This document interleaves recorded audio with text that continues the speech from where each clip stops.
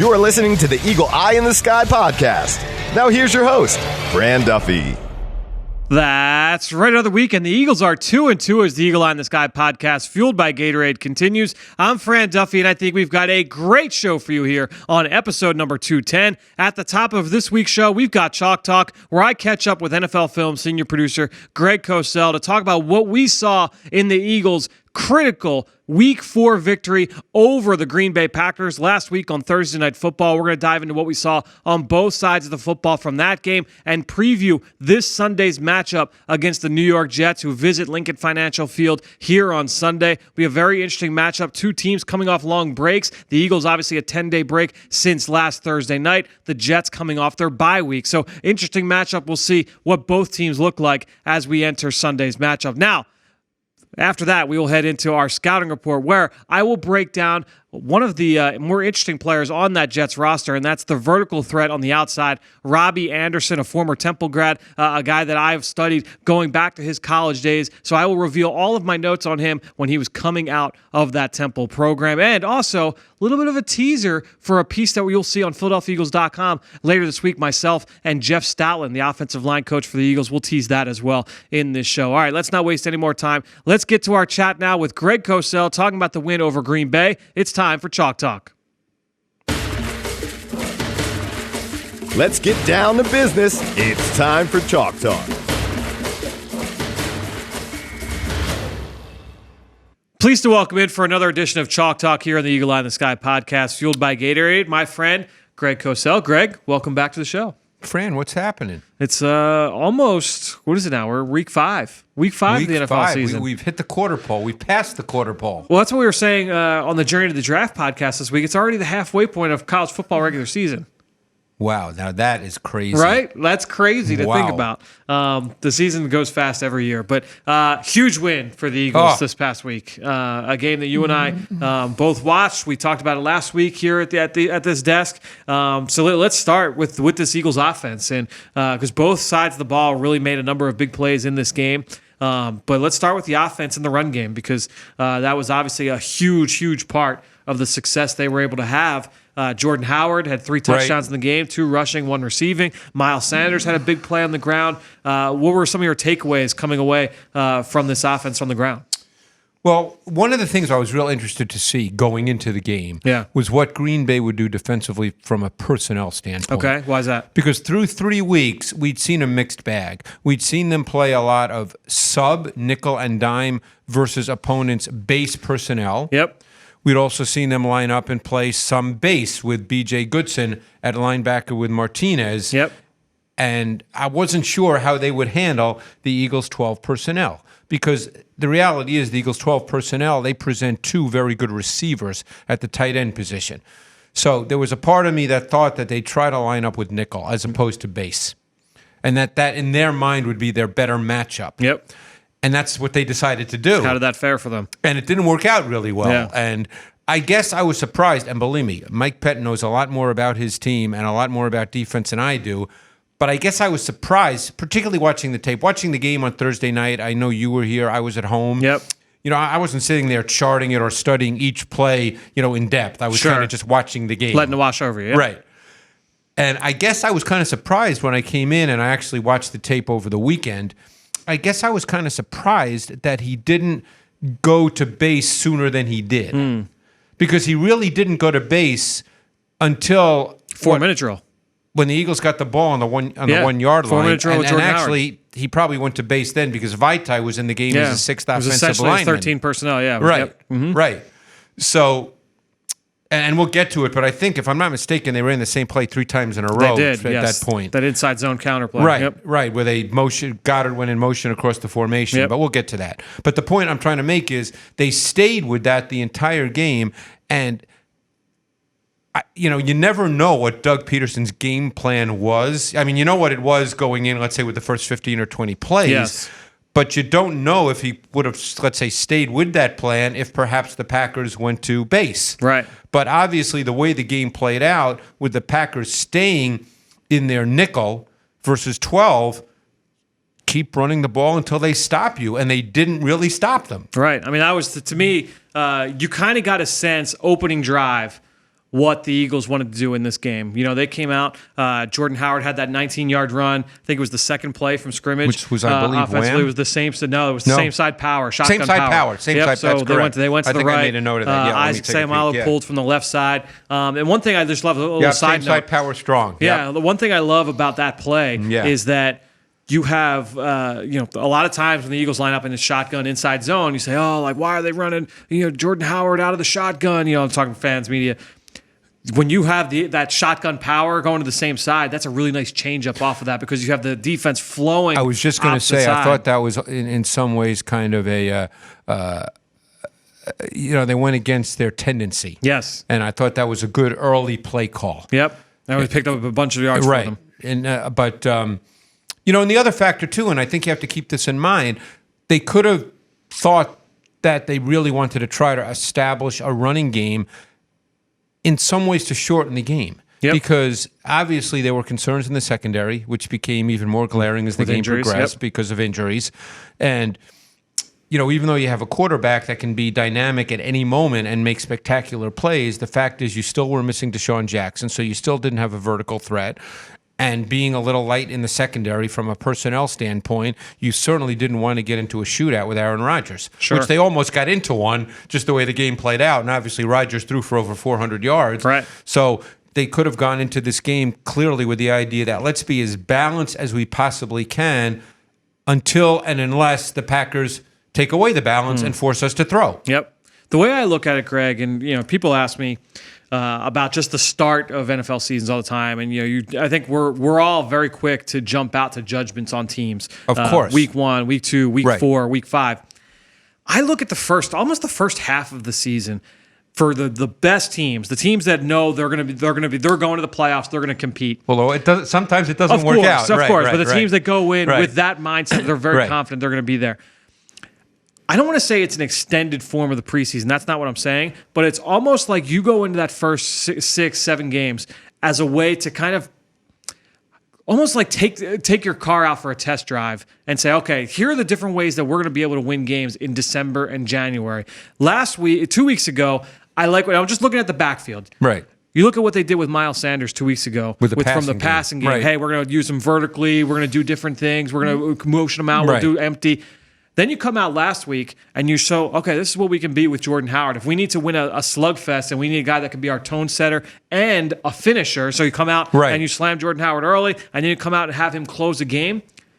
That, to me, you're testing out different ways because the best teams are teams that can win in multiple ways. But you also don't know that it will work. And I think, and the thing is, the Eagles, and this is where coaching staffs earn their money, is when injuries crop up early in a season, and you don't always expect injuries early in a season. Look, every coach knows, hey, there's going to be injuries of some kind. But you certainly don't go into a season saying, hey, we're going to lose Deshaun Jackson week 2. Yep. You don't think that way. Right. So all of a sudden, your offense becomes a little different just by necessity, because what you did week 1 against the Redskins, where you hit Deshaun with 2 big ones, and he had, 8 for 145, whatever the numbers were. Yep. Obviously, the 2 50-plus yard ones. Now you all of a sudden, starting week 2, you've got to sort of redirect your offense. You get to the golf course, and you're going to take that club out of your bag and leave it in the trunk of your car before you walk onto the course. Correct. So that's the thing, as I look at it and I say, okay, the best teams are able to win in multiple ways. And I think that the Eagles have shown ways. Look, they didn't win week 3 against Detroit. They didn't win week 2 against Atlanta. To me, and that's why there's no such thing as ugly wins in the NFL. People are looking at Kansas City yesterday and say, an ugly win over Detroit. There's only 16 of them. To me, the beginning part of the season is about, stacking wins, get as close as you can to winning your division and getting home playoff games, and finding all the ways that you are able to win. Establish your identity, number one, but find all the different ways you can win. I think that's an interesting way to look at the way they use this backfield over the last couple of weeks. When you have a guy like Sanders and you have a guy like Howard, how those skill sets kind of complement each other. No question. And I think I made a note, and let me see if I can find it, with the runs with Howard, and I may not be able to find it. In the first half, these were the runs that I made a note of. Inside zone wham, same side power. Yep. And they ran Howard inside against the Packers sub fronts. Yep. And Howard's, first of all, he's an inside runner. And Howard's an intriguing runner to watch because stylistically, he doesn't look special by any means, but he gains yards. Yeah. No, and he was very effective, in the offensive line was outstanding. Got great movement up front. I thought Brandon Brooks, Lane Johnson, Jason Kelsey in particular, those three guys, I thought did a really, really good job. The tight ends blocked. And it's not just, I know that Dallas Goedert's been outstanding as a blocker. Greg, I would say that Zach Ertz has never looked better than he has in the first 4 games. He had one block, as a blocker. I'm trying to remember the run. I don't know if I made a note of it. You probably know what I'm talking about. Was he next to Goddard and he helped kind of set up? He sort of started inside and then had to immediately work toward the outside to seal someone, and I forget, I may not have made a note if I remember of right, that specific run. He was a backside player. It was him and Goddard. They were on the backside, and he did it, because I think I posted the shot on Twitter. It was just Friday off a couple hours of sleep, so I don't really remember the play off the top of my head. Right. But he did a great job of working with Goddard to help Goddard get in position to be able to finish the block. Maybe and then he peeled off to the linebacker. Yeah. But it's funny. You mentioned obviously Sayamalo. The run I thought he did a really good job was on the Sanders 30-yarder to start the last possession of the third quarter, which was wham. And he perfectly drawn up. He got up to the second level to get Martinez. It was beautiful. Let's talk about Wham for a sec, because I think when I posted the shot on Twitter on Friday morning, it gained a lot of traction. Just a lot. This has been a staple for the Eagles' offense for a couple of years now. Right, so it's a staple for a lot of teams. Yeah, it's a staple for a lot of teams now. Talk about the benefits, the pros and cons of the Wham play. And I shouldn't even say the con. When it's run well, what is the good thing about a Wham play? What Wham essentially does is you're bringing almost always a tight end from the edge of the formation. The edge of the formation inside. Yep. And he's going to angle block a player you're going to let penetrate. It's usually a 1 technique or a 3 technique. Yep. Could be either one, depending on the nature of the front and how you draw it up. So what you essentially do is you allow that 1 or 3 technique to work upfield. Now, you don't just automatically let him go. The player that's closest to him, whether it's the offensive center or the offensive guard, will normally take a step toward him just so he pauses for a moment. Influence him, yep. And influence him. But then what you're hoping is by the nature of that step by the offensive center or the offensive guard, he's not looking to his side, whether it be right or left. And all of a sudden now you get an angle block by the tight end, and those angle blocks they're theoretically easier blocks because you have the angle. Right. And then you just remove him from the point of attack. Yep. Because you can just wash him down. And what it does is it creates a hole right there. And what it also does is it allows that that offensive lineman, be it the center or the guard, to then work immediately up to the second level and get the linebacker. Yep. So essentially you are getting a smaller body on your side to block a bigger body on their side, which if you're done correctly, with an angle, which now allows you a bigger body to block a smaller body more cleanly. So now you're trying to win matchups across the board. Correct. This was, if you draw up how it looks, the alley couldn't have been better. Sanders hit it hard on the Sanders 30-yarder? On the Sanders 30-yarder. He was untouched. Yeah, he was untouched through the hole. Right. Did a great. Usually, you say you want to see guys that are patient and slow play up to the. He on those runs. Those are quick hitting runs. Right. You want to hit that at full speed. Right. If that works the way it's drawn up, then you want to hit it. Right. And he that's hit that not one a patience vision run. No, that's a hit it. That's one of those ones, and that's what when people say oh, how would X player fit in the Eagles offense? The Eagles offense with all the different versatile run schemes, all the different run schemes they have. They can fit any back into the scheme. It's not a matter of oh, this guy doesn't fit. But it's funny, you say that. I was watching earlier today, actually, and again, John DeFilippo's there, and he came from Philadelphia, but I was watching Leonard Fournette's runs, and there were a ton of different runs. What'd they run? All the same kind of stuff the Eagles run. Okay. It's the same. But I think I made a note of 9 or 10 different run schemes. Yeah. But a lot of teams now are starting to diversify a little bit. Diversify, quite a bit, because you have to, because your offensive linemen theoretically are outmatched by the quickness and speed of defenses now. Right. So it's a way to kind of level the playing field a little bit. You have to level the playing field and be very diverse. Interesting. Screen game also came a little, there wasn't a ton of screens. No, it wasn't a ton of screens. Two big ones that I thought were good. They ran the one to Howard, which was actually really cool. I like the screen a lot. And the one to Goddard, which was really that good sort of double screen. The middle screen, yeah. Where he faked to the left and came back to the right. Yeah, that was a good play. It was a good play. That got him down, I think, inside the 5, That got him inside the 5. That set up the first touchdown. And then the one to Howard was just before his touchdown catch. Where they faked the sprint out to the right. He went jet left. They sprint right, and then he throw it back. It was actually a very well designed play. I like that one a lot. No, it's funny. And we can start talking about the Eagles' pass game too, which I thought featured heavy emphasis on quick game concept, shotgun play action. Packers obviously didn't blitz much. I don't know why they didn't blitz much because of what the Eagles were doing, because quick game, you're not going to get there anyway. Yep. So maybe, again, you never know what's in Mike Pettine's game plan going into the game. Sure. And then you see how it plays out and you say, hey, I'm not getting there, so why am I wasting a player? Why sacrifice coverage? Right. Yeah. No, I think that was certainly part of the game plan. You could tell it was just, let's get the ball out quickly. Let's keep things well defined. Let's have answers for Carson if they do kind of change things up post-snap. You'll need some of that this week, by the way, against Greg Williams, just in terms of what they do from a disguise standpoint. But, I thought there was – look, was it perfect? Of course not, but it was I thought it was a well-schemed win for sure. Yeah, and I think what stood out to me was that the offense – and again – there's always a few plays here and there. Carson missed a throw here and there. Obviously, not every run is a big run. Yep. But for the most part, I thought the offense had an efficient feel to it. Yeah. Like it seemed like what they tried to get done for the most part worked. To me, the biggest thing in this game going and he up wasn't against sacked. No, he was not sacked, and that's the and he wasn't really hit. I mean, it was one of those games where you didn't feel, you didn't have that where he got hit too many times. I think he got hit once or twice, but nothing crazy. Yeah. I think ultimately, to me, the biggest. I mean, no, this isn't even just to me. There's no secret. The biggest difference in this game was red zone. The Eagles go 4 for 4 in the red zone, 4 trips, 4 touchdowns. Where the Packers, I believe, went 3 for 7. And so when you look at from an offensive standpoint, what happened the last 2 weeks against Detroit and against Atlanta? Yep. Plays were there to be made, and the Eagles didn't make the plays. Opportunities were there; they were missed. This past week against Green Bay, good defense that had been opportunistic and had made big plays, turnovers, sacks.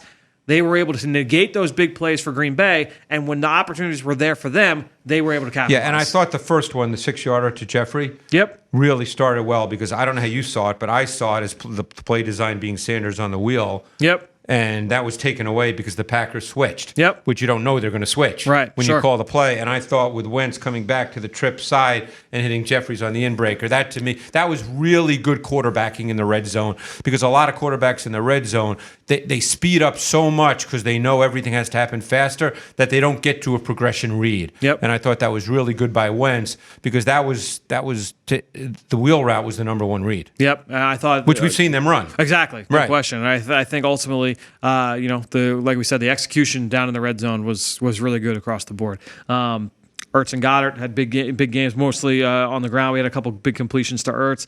I think ultimately, when you look at this offense in this game, it more speaks to, all right, this is a versatile. It's what we talked about leading up. It's a very versatile group that can find different ways to beat you based on how they line up, and they were able to do that Thursday. But the run game was critical because the pass game was efficient, but when all's said and done, throwing for 160 yards, and in this game it was fine. Yep. But I think throwing for 160 yards for the most part against good teams will probably not be enough. Sure. But this game, in this game it was enough. It was enough. Yeah. Let's go to the defensive side. Yeah. I thought that the rush had an interesting game because I thought that overall the defensive line, if you want to look at pure, the quote unquote the hits and the hurries, they got a sack fumble, big play from pass rush. I thought this was their most active game in terms of affecting the quarterback. I thought they got to Rodgers numerous times, forced him off his spot, had a couple where they wrapped him up and he was able to wriggle away. Which with Rodgers, I don't know if that's good or bad. Well, that's exactly right. You're still trying to do that. Yes. Obviously you're not going into a game saying, let's not try to rush the quarterback. Right. But what you saw then as well is that they were kind of mixing things up from a mush rush standpoint as well. I thought the fourth down, the one goal line stand on fourth down, a lot of fans were pointing at Fletcher Cox saying, why isn't he rushing there? To me, he's playing contain right now. Brandon Graham rushed inside. He looped outside. He can't let Rodgers get outside of him. So because Rodgers made a number of plays, the Rodgers plays that are improvisational. Yep. One of the Jimmy Graham touchdown was a great improvisational play by Rodgers. I was talking about this with Ben Fennell off camera earlier today. That play, Jimmy Graham was probably like the last person you would, in theory, want that ball to go to on a cover zero pressure. because he was an adjusted route that wasn't that wasn't a built-in route. He adjusted. He turned the slant into a vertical route. Right. So he had the hot route on the opposite side. He had a double move on the opposite side. He had the sluggo on the way play I side. saw it, I thought the play design was Adams on sluggo versus Maddox. Yep. But Bradham got in clean, forcing Rodgers to move. Right. And Graham turned his flat up the field, and Rodgers improvised the throw. Yep. I mean, that's the way I saw it. Yeah, it was. It was well done from that standpoint. But look, obviously, because of all the injuries in the secondary, Rodgers did drop back an awful lot. Yep. But he threw for over 400 yards, which there's no way you're thrilled with that number. Sure. And look, it was a nail biter, Fran. I mean, we don't watch together this year the way we used to, but I'm sure at the end of that game, as they were going down the field on that final drive, you were not feeling real comfortable. I was a little antsy. You're probably a little, as I was too. And I never stay up for these night games, but I just couldn't go to bed. Yeah, no, it was a fun game. Yeah. It was a very fun game. A great one on Thursday night. Look, in coverage, you mentioned at the top, I mean, the Eagles, they lose Sidney Jones in game. You lose Avonte Maddox at the end of the game. We'll see about Ronald Darby, what that looks like by the end of this week. But a lot of that, as Jim Schwartz said today on Monday, a lot of time between now and Sunday to kind of get that situated and see what it looks like. And I know they brought back Orlando Scandrick. Yep. Who's played in the league. Obviously, was here in training camp and was a cut, but played in the league for a lot of years. You can line him up. Yep. And we'll see if anything else happens. I mean, there's always talk, there's social media talk. I don't know if that means anything. No, it probably means nothing. But yes, you see it. Fran, you just got to follow what's trending. Well, I mean, I know that's what you focus on. So the Eagles made a trade today. I don't know if you saw that on your drive over. No, I didn't. So they traded Jonathan Cyprien and a 7th-round pick to Atlanta for Duke Riley and a 6th-round pick. The linebacker? The linebacker, former 3rd-round pick out of LSU. Wow. Well, So give us your thoughts on Duke Riley. Well, I don't know what happened to him in Atlanta because he didn't play. Right. And he's been playing special teams. Right. Yes. He was the guy who followed Deion Jones at LSU. Correct. And was stylistically similar. Not quite the same player, but very stylistically similar. Yep. He was a good athlete. Yep. Great special teamer throughout the course of his career at LSU. Only a 1-year starter. A run and chase guy. Jones. Yes, correct. A run and chase player. To be honest with you, I thought he'd end up doing better. But look, he was in Atlanta. He was not going to beat out Deion Jones. Yep. And, it's tough to play with two of those guys. Yeah, and they needed safety help with Keanu Neal going down. Right. Interesting because, Cyprien obviously played some snaps this week, but hasn't played very much. Right.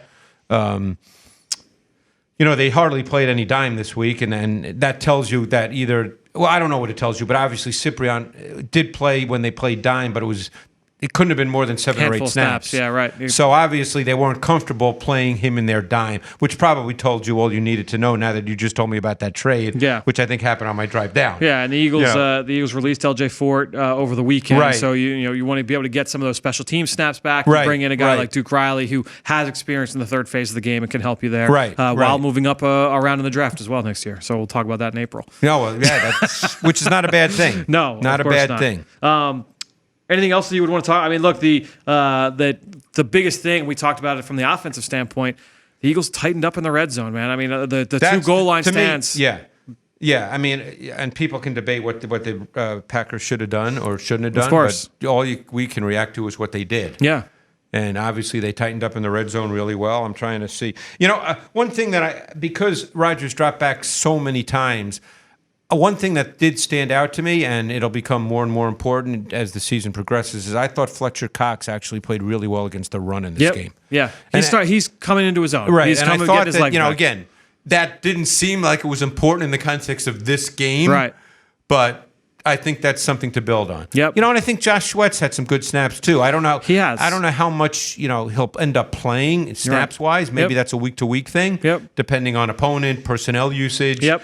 But I thought he's, throughout the year, I think he's had some pretty good snaps. In training camp, I think, I don't know how much you were paying attention to it, but he had caught a lot of buzz and people were talking about him. And I think a lot of people were expecting this astronomical jump. Oh, he's going to be. I didn't expect this. that. Yeah, you have to be realistic about the expectation. Yeah, and exactly what he showed in the summer.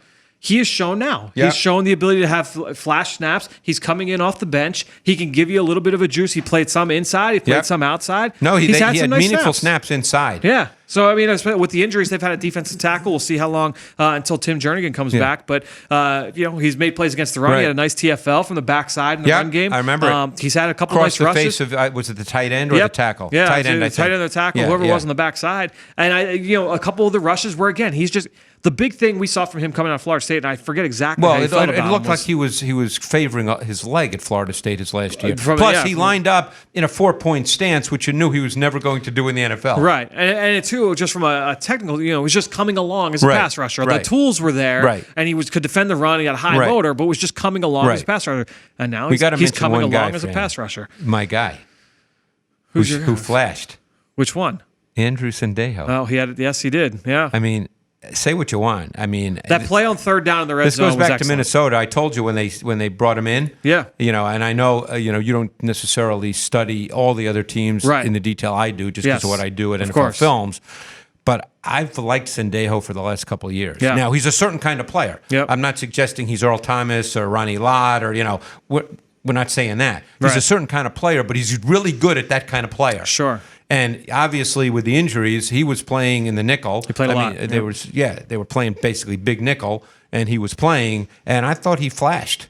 The third down play in the first half, I thought was very good because a lot of people talk he's about an those attitude goal guy. line. Well, he plays with a fiery approach. Yeah, that's why the coaches like him. Yep. I think when you look at those two goal line stands were big. Those two field goal, the stops where they held them to field goals instead of touchdowns in the first half were just as big. Correct. And Sendejo made a play on third down in the red zone where held the offense to a field goal and kind of stopped the bleeding. Those are big plays in the grand scheme of things. Let's talk about the Jets. That's who's coming to town this week. Take big picture because obviously, look, this is a team that has faced a lot of adversity for the last, we'll say, month and couple weeks. It's a depleted team on both sides of the ball, and it's a shame. I mean, maybe not a shame for the Eagles, and we hope it's a nice, somewhat relaxing win, obviously, but it's just a shame for, I know a lot of coaches around the league, and I know coaches on the Jets staff, and it's just... It's a shame, you just feel badly, or I do anyway, because they can't do what they want to do. Yeah, I mean, so Quincy Enunwa goes down with season-ending injury. Right. Obviously, Sam Darnold out with mono. We'll see. We're shooting this Monday night. He said the reports on Monday, it seemed like it was up in the air. We'll see if he's able to go. He may not go. It seems probably more the latter at this point, that he may not go. So we don't know about Sam Darnold. The offensive line, they've kind of mixed and matched coming into the season. That was a question. And they went and they got Khalil out of retirement. They made some trades. They got Kaleki Osemele. They went and got... And the group hasn't really gelled. They haven't gelled yet. And that's just a film study statement. That's we're not knocking anybody. The film tells you that the offensive line right now is not very good. One of the biggest playmakers on that offense, you would say, coming into the season was the tight end Chris Herndon. In July, he gets suspended and Adam for 4 Gase games. is very good with tight end usage, going back to his days with Peyton Manning when they had Thomas. Sure, Julius Thomas. Thomas, who essentially was a big wide receiver, as is Chris Herndon. And now Herndon, he won't be playing this week. He's back the week after. His last game. Yeah. Right, so they're very limited in what they can do. And again, as you said, we're shooting this on Monday night, but Luke Falk's been the starting quarterback, and that creates even more limitations. So really, you're talking about Le'Veon Bell. Yep. And so this is a team that's coming off their... Everyone's talking about, the Eagles got some extra rest. Right. The Jets got a lot of extra rest. They had a bye. So coming out of that, I do wonder, because we haven't seen a ton of creativity with Le'Veon Bell yet. He caught a touchdown, I believe, against Buffalo, where he lined up outside and empty. I remember and ran a little out-breaking route. Yeah. I wonder if we'll see a little bit more of that, if they're going to try and see if they can get a little bit more out of the guys they do have. They could their think, horses. There's a number of ways teams go about it when they feel that they're a little bit overmatched physically. Yeah. One way is to try to just play straightforward football, try to keep the game close, maybe shorten the game a little bit. Hopefully in the third quarter it's 17-10 instead of 34-10. Another way is to get creative on offense. And when I say creative, a little trickery. And when I say, trickery is a relative term, I'm not talking about the fact that you're going to run 5 flea They're not going to flickers. come out and run the triple option and throw. Yes, exactly. Right. But I mean, just, I'm not even sure exactly, where I'm going with some it. New wrinkles that they haven't but put some on new film. wrinkles that we have not seen on Yes, film. right. And that they feel if it's not Darnold, that Luke Falk can handle. Yeah. I mean, that would be You're just trying to get a big play.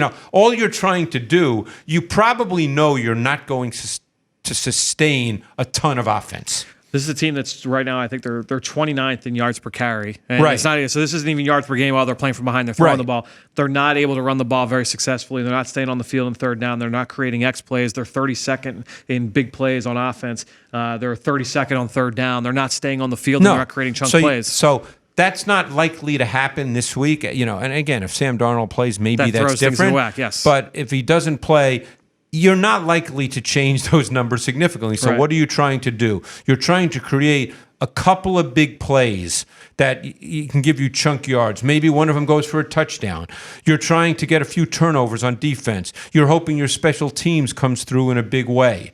Whatever that means, you'd love to score a special teams touchdown, but those are the kinds of things you're hoping for if you're the Jets.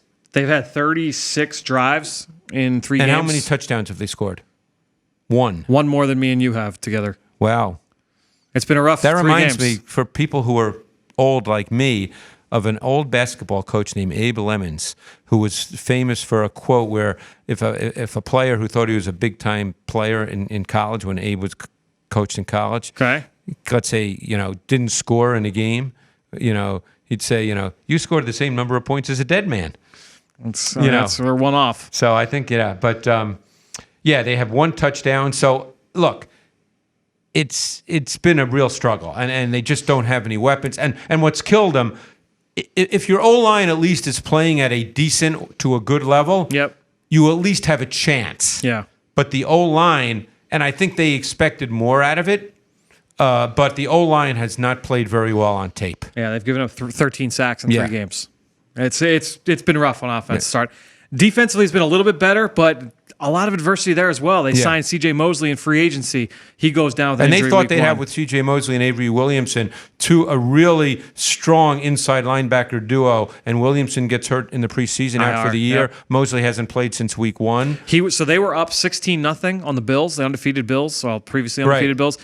He goes out. Everything was downhill after C.J. Mosley left the game. Right. Yeah, and that was it. So, and Mosley's was their signal caller too. Yes, big play, and had pass breakups down the field, had a sack, had a pick 6, because they did score other touchdowns, just not on offense.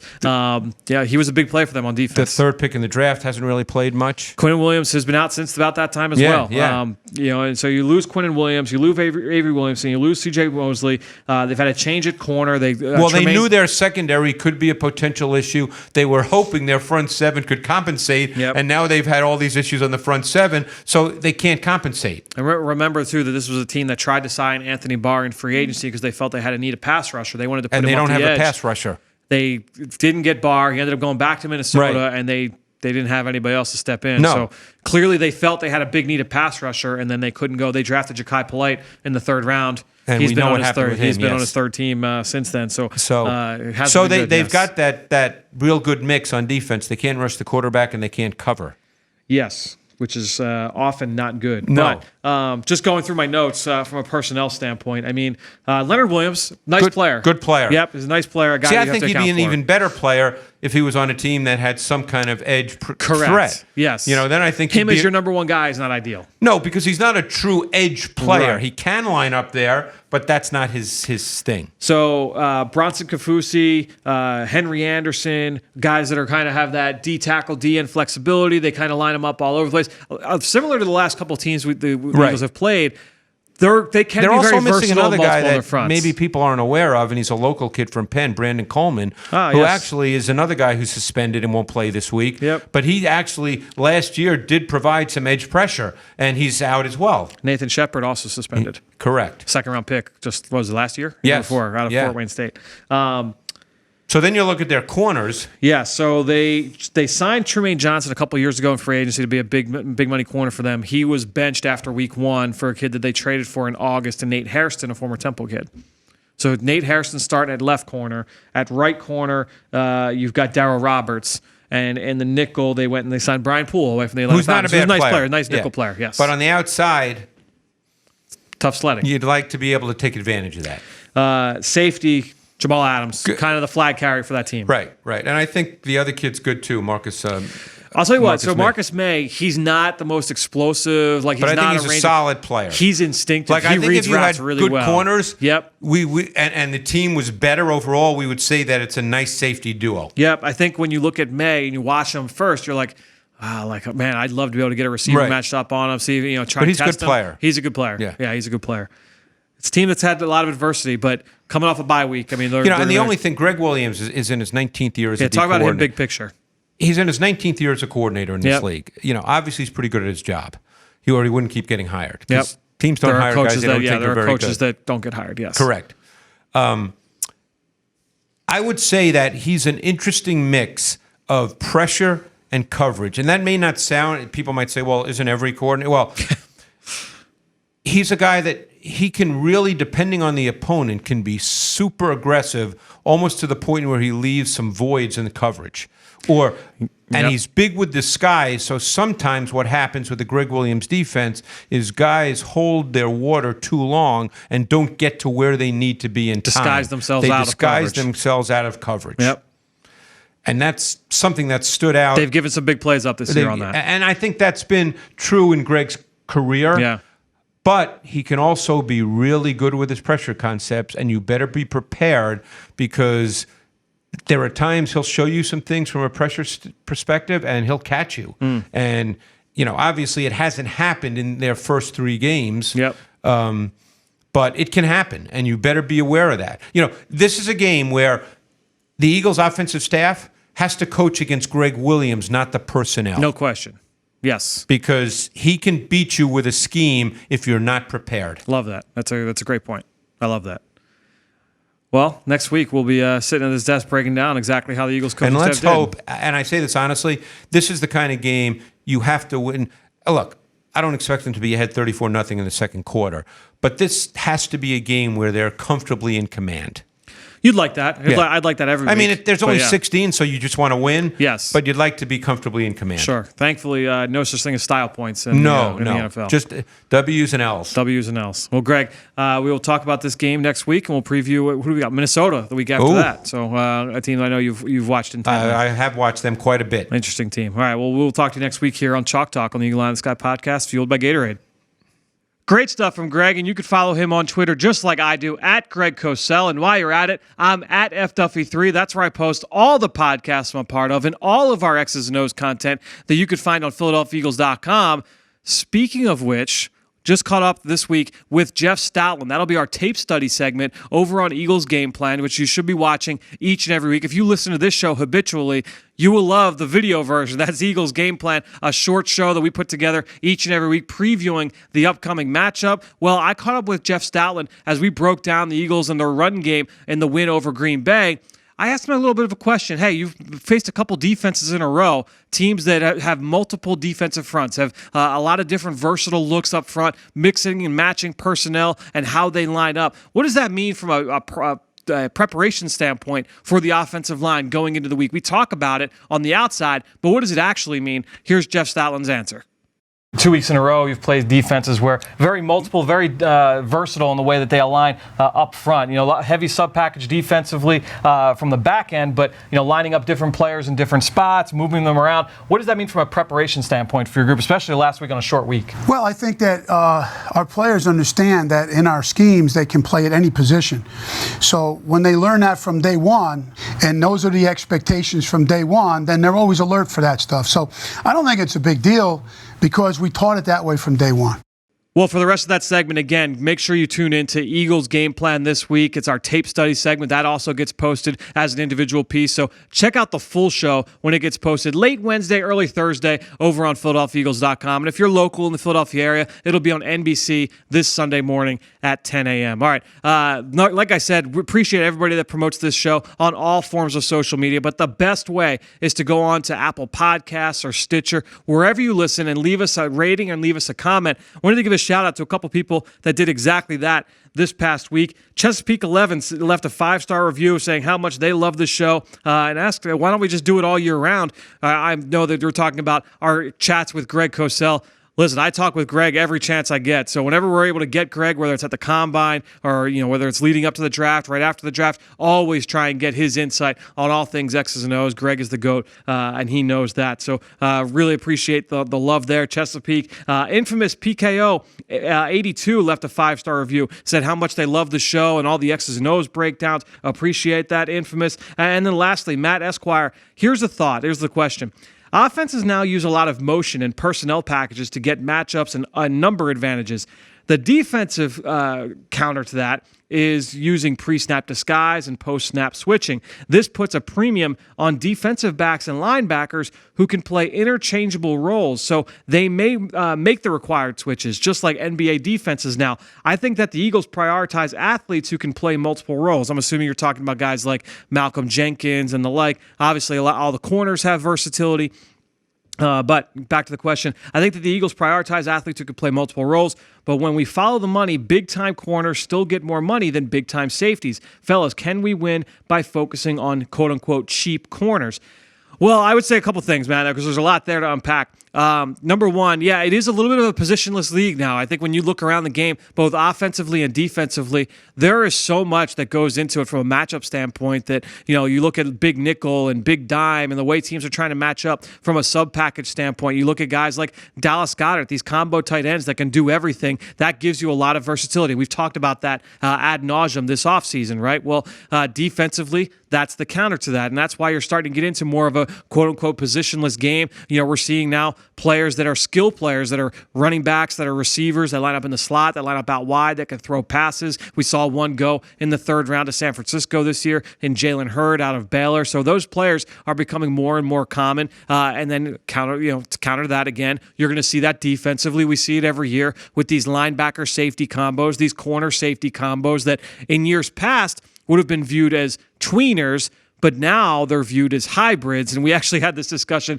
over on the Journey to the Draft podcast with Ben Fennell a couple of weeks ago, and really a good one this past week on this particular position. So if you missed that conversation, make sure you go check that out on the Journey to the Draft. It was a really fun, thoughtful conversation. But ultimately, I think when you're looking at it in terms of the Eagles' blueprint, look, in years past, the Eagles have paid the cornerback position. I mean, you look, when I first got here in 2011, they had just made Nnamdi Asomugha the highest paid corner in all of football. A few years later, they made Byron Maxwell one of the highest paid corners in all of football. A few years before that, Asante Samuel was one of the highest paid corners in all of football. They spent high draft picks on Lito Shepherd and Sheldon Brown. They spent high picks on guys like Bobby Taylor. They paid a lot of money to get Troy Vincent. The cornerback position has always been a priority, I guess is my point. Over these last couple of regimes, they've put a lot of money into the cornerback position. I think now when you look at how this team was built, and I don't think necessarily, maybe it wasn't the strategy going in, but it's how things fell together, is that they were able to get a lot of players on rookie contracts. You spend a lot, you spend assets on these young corners that come in and fit the scheme. So you look at it, they acquired Jalen Mills, who they got in the 7th round. He was not seen as a 7th round pick going into through that draft process. He was seen by most as a day 2 choice. I kind of viewed him as even a borderline 1st round choice as a corner or a safety. I think you look at guys like Sidney Jones. He went early 2nd round. Before his injury, he was seen as a top 15, top 20 pick. The Eagles thought that they were getting value there in the 2nd round. So Rasul Douglas was a 3rd round pick that they had valued higher than that. Avonte Maddox was a 4th round pick. They traded for Ronald Darby, a 2nd round pick. So I think ultimately when you're looking at how they put this team together, it's not, they haven't gone out and paid top shelf money for that, veteran top of the line corner that's coming off the free agent market that you're going to have to spend all that money for. But they went and put a lot of assets into the secondary in terms of draft choices. So I think ultimately, at some point, you have to pay those guys. Like you said, the cornerback position does command money. That's just the way that this team was built with all the other choices, because you can't spend high picks. You can't sign high-ticket free agent acquisitions. You can't do that across the board at every single spot. So this team tried to navigate that, picked their spots they were going to spend money. Where were they going to spend their money? Where was it most important? Where were they going to spend their draft capital? Where was that most important? And that's how, when you're doing best player available and being judicious with how you spend your money in free agency, that's how this all comes together. I have said for a long time, I know that the results have been, have been a little bit up and down over the course of the last couple of years. I love this secondary. I love the way that this group competes. You look at guys like Mills, you look at guys like Darby. They all bring, their strengths and their weaknesses. You look at Rasul Douglas and Sidney Jones and Avonte Maddox. They all have the role that they're able to play and what they're able to bring to the table from a strengths and weaknesses standpoint. But back to your initial question, yes, I do think that is how defenses are trying to create themselves now. Is you want to have positionless players, because the last thing you want as a defense is an offense makes one tweak and now all of a sudden you've got to rework a lot of things and change 3 players in and 3 players out and rework everything from a substitution standpoint. You'd love the ability to line up in 1 or maybe 2 or 3 personnel groupings on the back end, and then we're talking back 7, and say we can match up with however you want to play. You want to run the ball heavy? Great. You want to throw the ball and spread us out wide? Great. We feel comfortable. That's ultimately where every team wants to be able to get. Just like how on offense, you want to be able to line up in 12 personnel and say, yeah, you want to run the ball? Great, we'll line up heavy and we'll run it. Or, hey, we're going to spread you out and we can throw it all over the yard. You want to feel comfortable doing that as well. So it's that constant chess match going back and forth. That's ultimately how this team is built, how all 32 teams are built. So really, really good question there, Matt. Really, really appreciate the question there. All right, let's keep this show going. Earlier, I told you we would dive into my notes here on former Temple wide receiver Robbie Anderson, now a star with the New York Jets. Let's get to that now in Scouting Report. Dim those lights. We're headed to the film room for the Scouting Report. All right, so Robbie Anderson was a 2-year starter coming out of Temple just a couple of years ago. He actually left the team for a season because of academic issues. He had to get straightened out, so he missed what would have been his junior season, missed that entire campaign, then came back, had a really strong final year for Temple that year, put up some really big numbers, had a lot of big plays down the field. When he was on the field, he was a big-time playmaker for that program. Lined up mostly at X, did get some reps in the slot. He was tall, just under 6'3", but very light, very lanky, under 190 pounds. He had small hands, he had short arms, so didn't quite look the part in terms of the physical stature, but he was tall and he had that, that lean, angular frame. You could see that he kind of had that sprinter build, and he's got the ability to get downfield. He rolled right out of his stance, gets to top speed in a hurry. He could eat up ground very, very quickly. You could see in college that he could be a legitimate deep threat in the NFL with the ability to get on top of corners and run away in space. But he wasn't just a speed guy, because I thought he could get in and out of breaks very well, had the ability to stick his foot in the ground and go in an instant. Ultimately, I thought he separated pretty well for a taller receiver. He had the quickness in and out of breaks, had the mindset to be able to set up corners mid-route, and he looked good catching the ball. He plucked the ball away from his frame. He was able to catch and twist and contort his body to make a reception, whether it was down the field or over the middle. Was very experienced working between the hashes, made a lot of catches over the middle, and really, not only did he make one-handed catches, but some of his most impressive grabs from my notes were ones where the pass was tipped and he showed the focus and the concentration to be able to reel the pass in despite the throw being tipped. I thought that was one thing that really stood out to me on film. Not an intimidating run player, but a guy that could do some different things for you as a blocker on the perimeter. His build was a bit concerning. It did worry about his play strength, the ability to run through contact early in the down. That was a little bit of an issue. He did have some tools in his toolbox in terms of beating a press corner, but ultimately relied on his quickness, his foot speed to be able to run by people. So wanted to see how is he going to beat press coverage on the outside in the NFL. I wanted to see a little bit more consistency as a route runner and consistency at the catch point as well. I mentioned that he looked good catching the ball, but he also had a number of focus drops. I think I had him down as 8 uncontested drops in his final season of 2015. A lot of people around the league, and this is people, you heard this in the media, and you also, just from talking to people, a lot of people thought that he would be a corner at the next level. I was actually at his pro day and watched him go through cornerback drills, and I could see why people liked him. And he was 6'3", and he would, showed the ability to plant and drive. He actually had a little bit of a cornerback background, was a part-time corner early in his career. So some people thought, hey, with a kid that is that tall, and has the ability to move that way, maybe we can turn him into a corner. I always kind of thought that he could be a receiver in the NFL. And I actually, in my final review, at the end of the day, I thought he would be a stick as a 3rd or 4th wideout with a team. He turned out to be a little bit better than that even. I thought with his ability to win in space as a pass catcher with quickness and speed, despite the drops, that he could be a vertical threat in the NFL. I could see why some people saw him as a corner, and I had been wrong on those projections in the past. But I think ultimately I still saw him as a wide receiver, a guy that can be a playmaker on the perimeter. Now he's turned into one of the better pure deep threats in the league.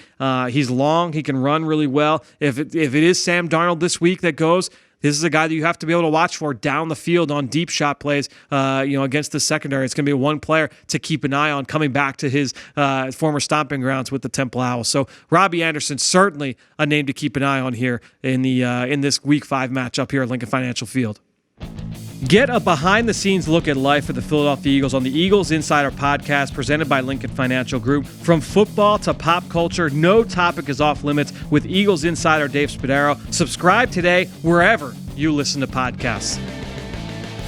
All right, well, that'll do it. Another show in the books here on the Eagle Eye in the Sky podcast, fueled by Gatorade. Really appreciate everybody out there for listening. Appreciate Greg Cosell. Great stuff from him as always. And again, the number one way to support this show, go on Apple Podcasts or Stitcher, wherever you listen. Leave us a rating. Leave us a comment. It's the best way to boost our show. Give us a little bit of a bump up the rankings here for more people to find the show wherever podcasts can be found. All right, we will see you next week here on the Eagle Eye in the Sky podcast. Fly, Eagles, fly.